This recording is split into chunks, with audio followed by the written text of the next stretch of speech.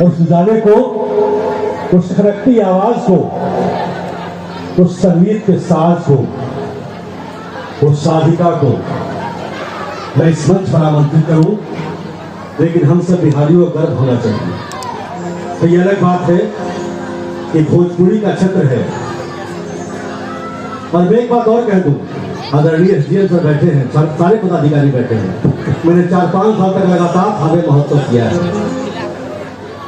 7 वर्षों तक लगातार 32 दिन मैंने सोनपुर मेला किया है।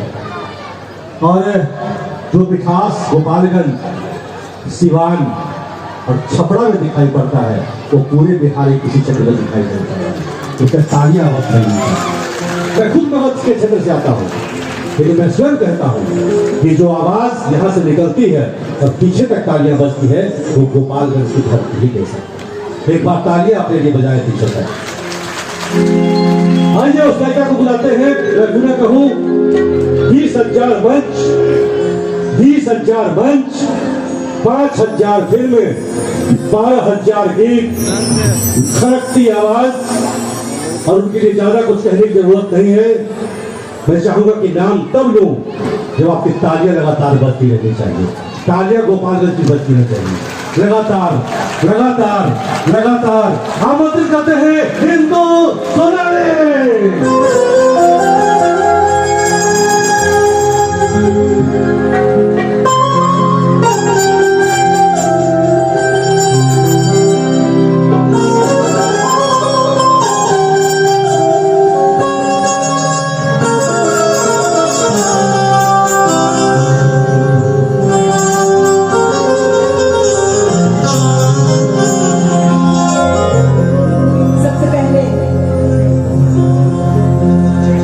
गोपालगंज की धरती को मेरा प्रणाम है।